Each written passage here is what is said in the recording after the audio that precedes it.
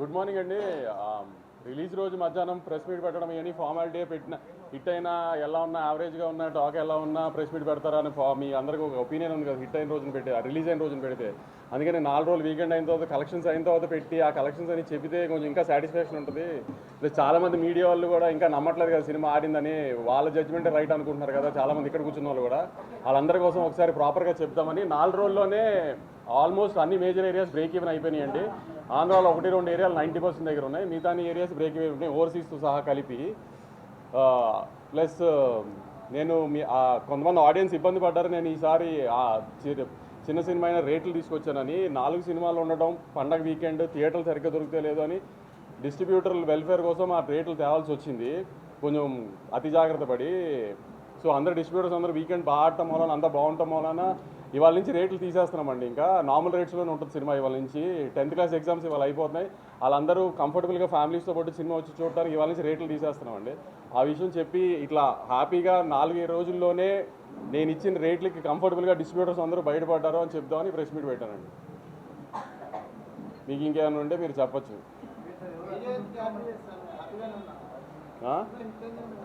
చాలామంది లేరులే, 2-3 ట్వీట్లు కూడా వేశారు చాలామంది. కంటెంట్ లేకపోయినా సీక్వెల్ కాబట్టి ఆడుతుందని. సీక్వెల్ కరెక్టే, ఇది కంటెంట్ లేకపోయినా సీక్వెల్ కాబట్టి ఆడుతుందని వేస్తే సీక్వెల్ ఇదేమి పుష్ప 2, బాహుబలి 2, KGF 2 కాదు కదా. ఎలా ఉన్నా చూసేయడానికి ఆ 3 సినిమాలు కూడా బాగున్నాయి, మళ్ళీ దాని కాంట్రవర్సీ చేయకుండా ఎలా ఉన్నా చూసారు కానీ. పోనీ సినిమా టాక్ యావరేజ్గా ఉంది బాగాలేదు అనడానికి కూడా సినిమా చూడటానికి వాళ్ళు ఏమన్నా పెద్ద హీరోలా? పోనీ డివైడ్ రిపోర్ట్ ఉన్నా చూసేయడానికి పెద్ద హీరోలా? నిన్న మన ఇండియన్ 2 ఉన్నాడు కదా, మన మీడియాలో ఇండియన్ 2 మీ అందరికీ తెలుసు కదా, ట్విట్టర్లో ముద్దుగా పిలుచుకుంటారు ఆయన ఇండియన్ 2 అని. ఆయన 2 సినిమాలు రిలీజ్ అయినప్పుడు ఒక సినిమా బాగోపోతే ఇంకో సినిమాకు ఆటోమేటిక్గా అడ్వాంటేజ్ వస్తుంది, అలానే మన కోర్టుకు వచ్చింది అన్నారు. ఆయనకి మర్చిపోయినట్టున్నారు, ఆయన కొంచెం చిలిపితనం ఎక్కువైపోయి వయసులో. కోర్టు బాగుంది కాబట్టి చూశారు, పక్క సినిమా బాగాలేదు కాబట్టి చూడాల. అలానే మ్యాడ్ బాగుంది కాబట్టి చూశారు, పక్క సినిమాల గురించి కూడా చూసింది మ్యాడ్. అది కూడా ఆయన తెలుసుకోవాలి.